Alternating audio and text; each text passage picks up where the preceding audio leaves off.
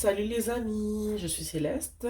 Bon retour à mes abonnés et bonjour aux nouveaux arrivants.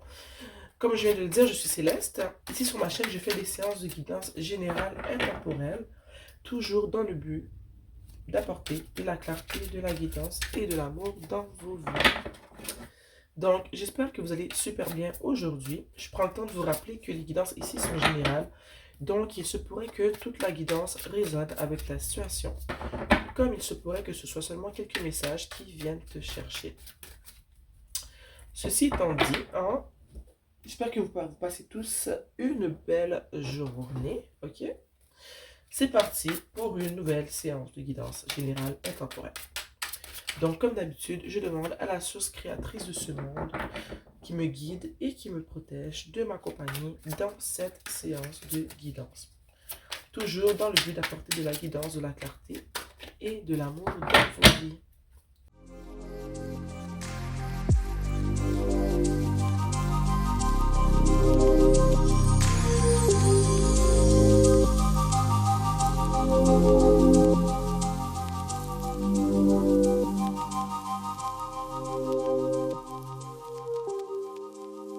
Et en dessous du tarot, on a le 9 de coupe.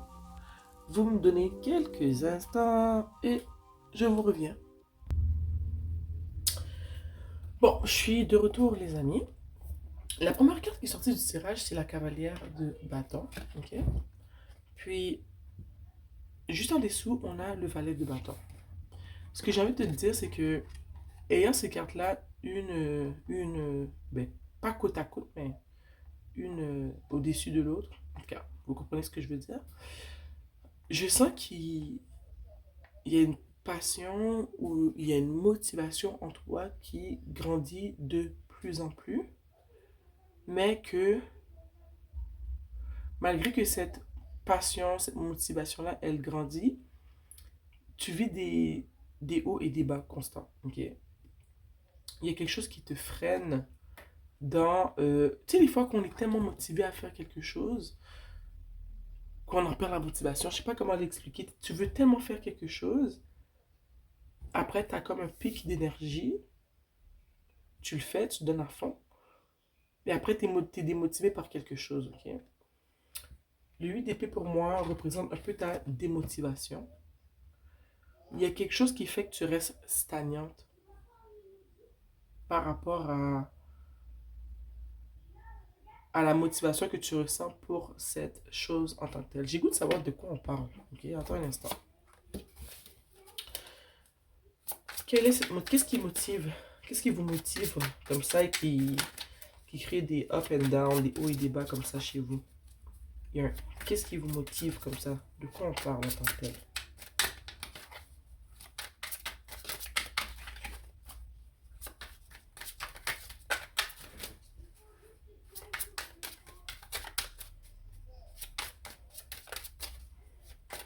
Qu'est-ce qui vous motive et crée des hauts et des bas comme ça dans votre vie?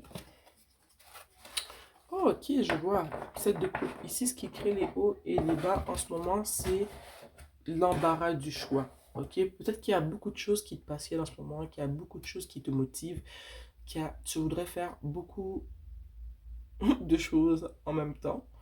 Et le fait que tu as toutes ces motivations-là, qu'il y a toutes ces choses que tu aimerais travailler au fond, ben, je pense que ça te donne le tournis, que malgré que tu aies de la motivation, c'est un frein en même temps parce que tu es toujours en train de recommencer, parce que tu ne focuses pas sur une chose en tant que telle. Tu ne focuses pas sur un projet, un élément.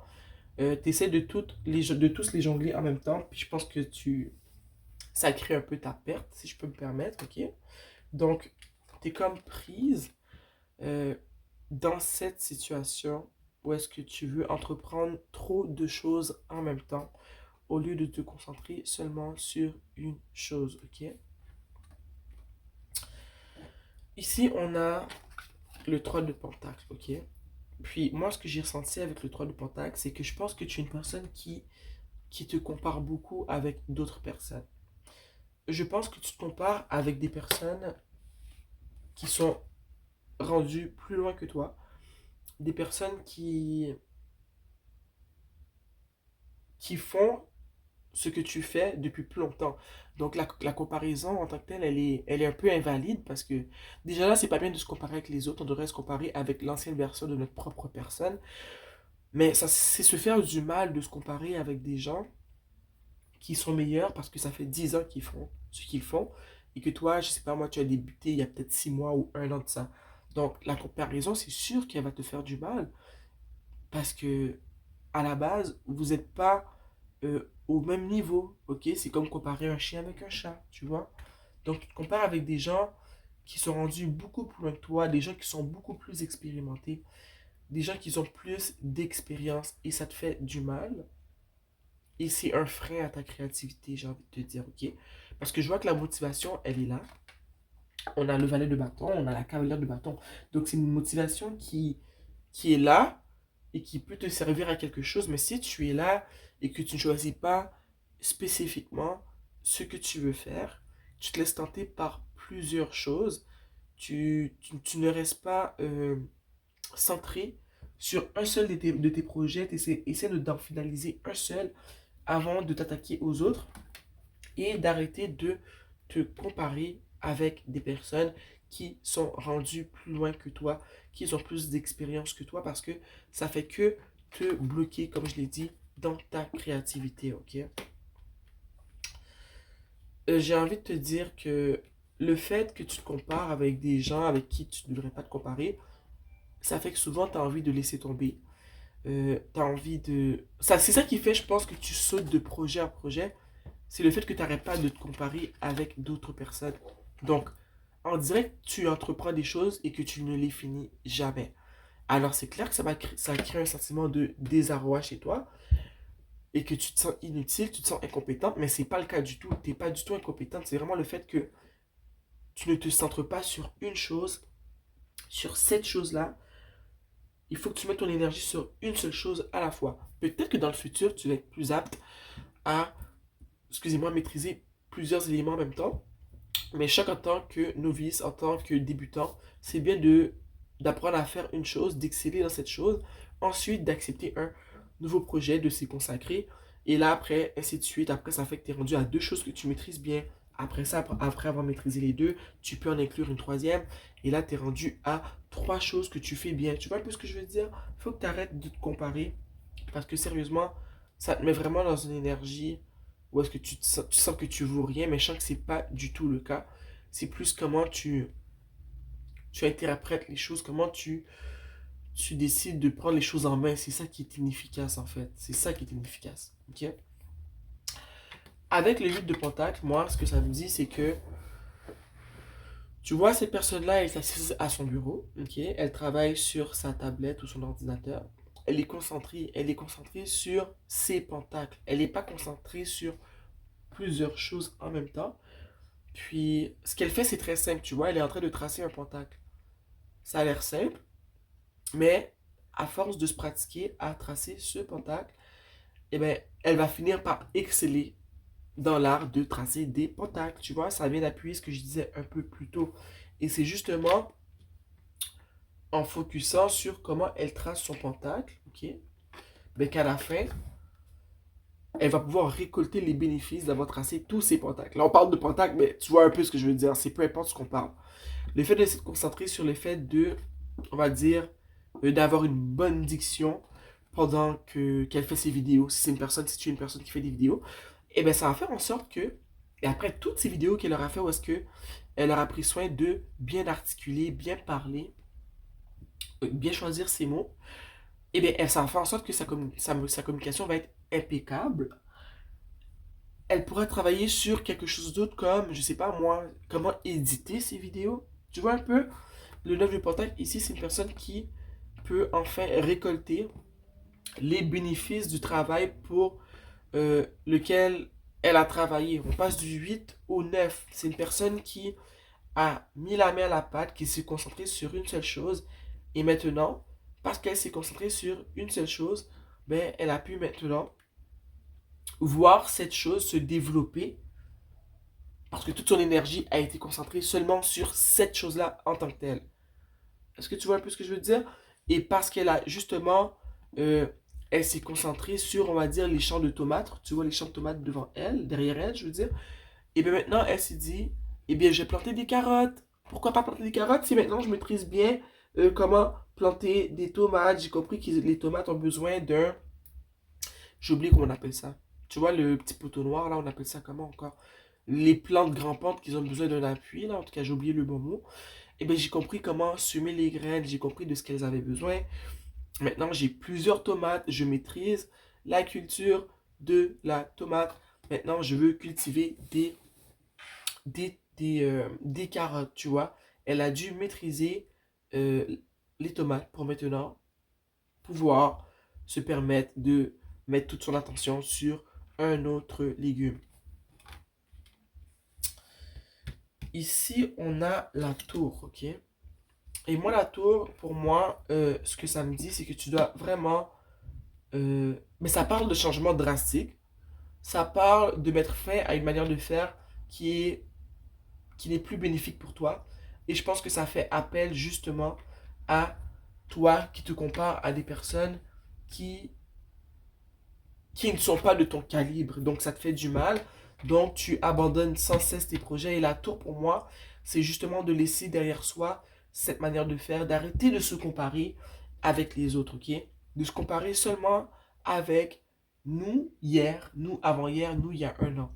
C'est la meilleure façon d'utiliser la comparaison, c'est de se comparer à nous au début du processus. Parce que même si tu te comparais avec des personnes qui sont au même stade que toi, ça se peut qu'il y en a qui seraient meilleurs que toi, d'autres seront moins bons que toi. La comparaison, elle est bénéfique seulement quand elle est faite de toi-même, envers toi-même, tu vois. Et je pense que la tour ici, c'est ce qu'elle te dit. Elle te dit d'arrêter de te comparer parce que ça fait en sorte que tu deviens démotivé, d'arrêter de prendre 10 millions de projets en même temps, de te centrer seulement sur un projet parce que ça fait que tu n'arrêtes pas d'abandonner. Et le fait d'abandonner, de ne pas compléter un projet, ça crée chez toi de la déception, de la tristesse, plein de sentiments qui t'empêchent encore d'avancer dans l'accomplissement de tes buts, ok? Donc la tour te dit, arrête de te comparer et arrête de commencer plusieurs choses en même temps. Consacre-toi, concentre-toi seulement sur une chose à la fois. Et quand tu maîtrises cette chose en tant que telle, que ça devient facile pour toi, et bien là, tu peux entamer une deuxième chose, tu vois.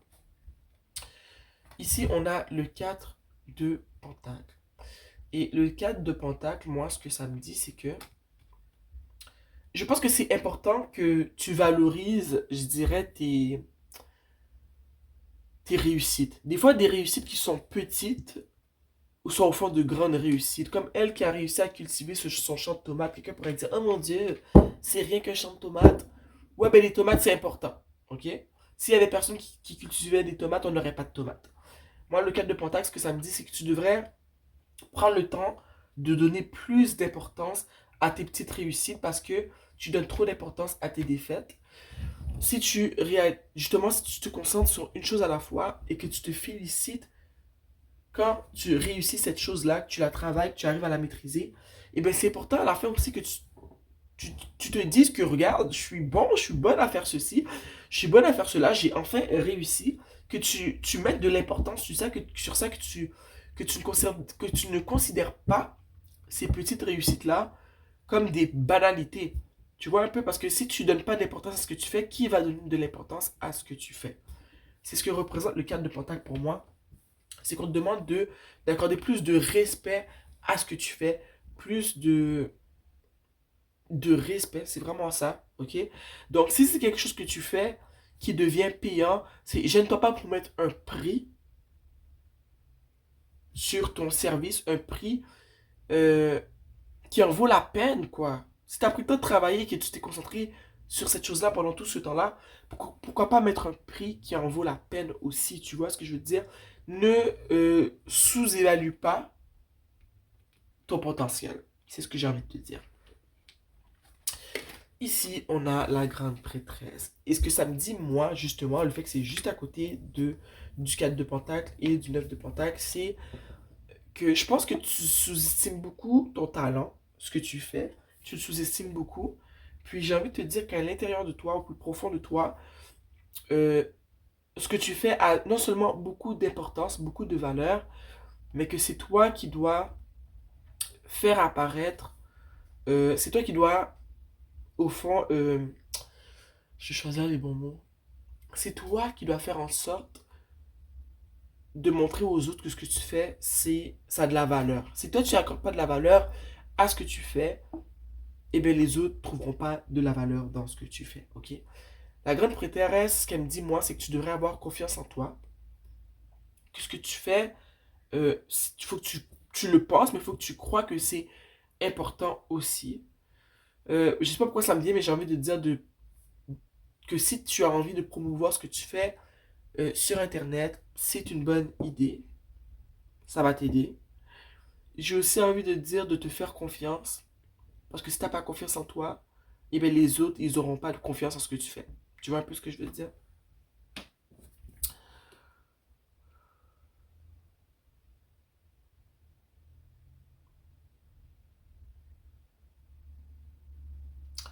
J'ai envie de te dire aussi avec la grande prêtresse que tu dois croire en ce que tu fais. Ça, c'est un truc que j'ai vraiment dû apprendre cette année. C'est que si dans ton cœur, tes intentions, tu y crois pas vraiment à ce que tu fais juste parler, ou tu sais que tu y crois, mais quand tu es dans le moment, il faut que tu arrives à rester concentré sur ce que tu fais, mais même pendant que tu donnes le service que tu donnes, parce que ça peut être n'importe quoi, vous êtes tous différents, il faut toujours te recentrer, te rappeler pourquoi tu fais cette chose-là. Tu vois un peu ce que je veux dire? Toujours te rappeler le pourquoi du comment, et toujours te rappeler tes premières intentions dans le pourquoi tu fais ce que tu fais, ok? J'ai aussi envie de te dire, parce qu'on avait en dessous du tarot, on avait le 9 de coupe, que je vois que ce que tu fais va créer chez toi un sentiment, je dirais, de bien-être.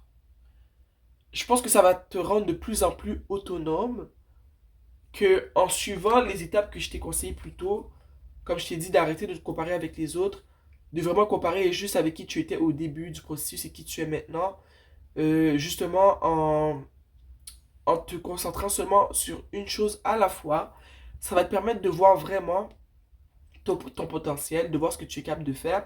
Et comme tu peux le voir sur cette carte de 9 de coupe, ça va te permettre de réaliser que tu as beaucoup plus de...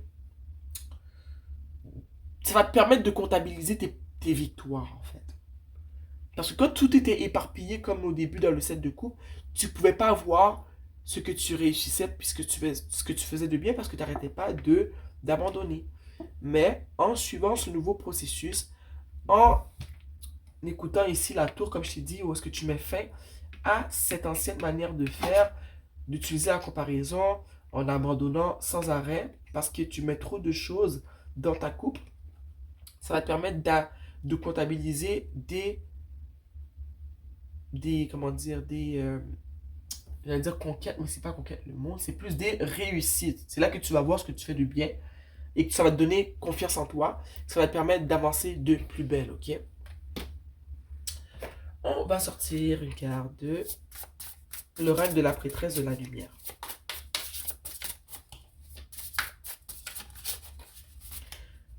Chère source créatrice de ce monde qui me guide et qui me protège. Un conseil pour les personnes qui vivent cette situation et qui regardent ma vidéo. On a ici télépathie, transmission, perception et communication. Transmission, perception et communication. Moi, ce qui me revient dans cette carte-là, c'est plus la perception. C'est ta perception des choses qui te ralentit parce que tu étais trop en mode comparaison. Ok, tu prenais trop de choses sur tes épaules. Donc moi, ton gros blocage ici, c'est vraiment ta perception de la situation. Ok.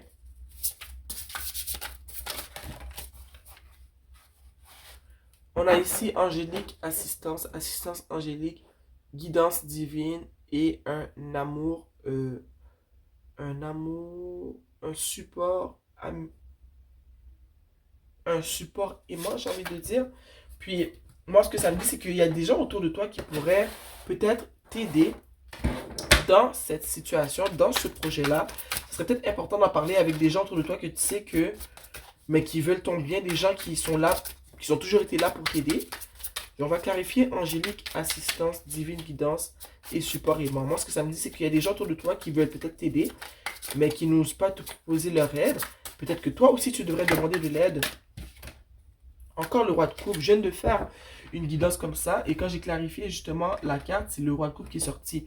Donc moi, ce que ça me dit, c'est que tu as peut-être une personne, je dirais premièrement, ça me vient dans ta famille qui est décédé, un grand-père. Je vois un grand-père auquel tu pourrais demander de l'aide, hein, peut-être dans des prières. Mais je vois aussi qu'il y a peut-être ton grand-père, peut-être qui est vivant, ou ton papa qui est vivant, ou un grand frère, qui pourrait t'aider dans ce processus. Peut-être que tu as besoin d'une assistance masculine qui va pouvoir t'accompagner dans ton projet et que cette personne-là, elle pourra t'aider de différentes manières dans l'accomplissement de ce projet-là.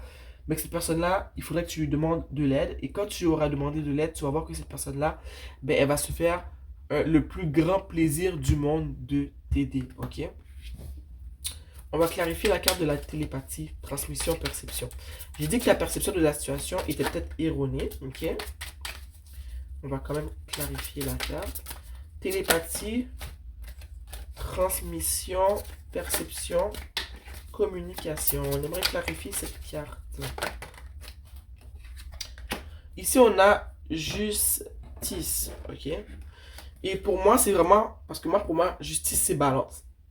Une balance qui sera rétablie dans la situation. Mais pour ça, il faut que tu changes ta perception. La perception que tu avais, où est-ce que tu devais tout prendre sur tes épaules, où est-ce que tu n'arrêtais pas de te comparer constamment. Pour balancer la situation, il va falloir que tu shiftes ta perception, ok? Il va falloir que tu communiques avec une personne qui va pouvoir t'aider. Tu acceptes de communiquer ton problème. Et en plus, avec la télépathie, plutôt avec le roi de coupe, j'ai parlé de grand-père qui était peut-être décédé. Peut-être que cette personne-là communique avec toi, qu'elle peut t'aider à y voir plus clair, qu'elle peut te diriger dans une certaine direction qui serait favorable pour toi. Donc peut-être que dans tes prières, ça serait intéressant justement de communiquer avec cet ancêtre de ta famille qui pourrait t'aider, qui pourrait te transmettre, te transmettre des messages qui pourraient t'aider à mieux avancer dans ce projet, ok?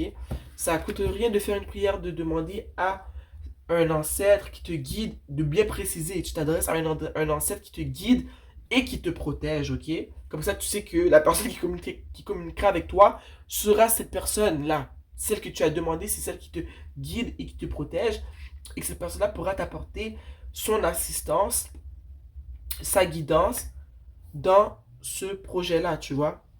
C'est très important de toujours spécifier avec qui on communique. Moi, je dis jamais des affaires du genre, c'est pas bon de dire, en tout cas, selon moi, de dire, je sais pas moi, merci à tous les esprits. Tu parles à quel esprit? Tu comprends ce que je veux dire? Toujours clarifier. Moi, je clarifie toujours à ceux qui me guident et qui me protègent, ceux qui m'accompagnent positivement, qui veulent mon bien. Tu me dois bien préciser, tu vois.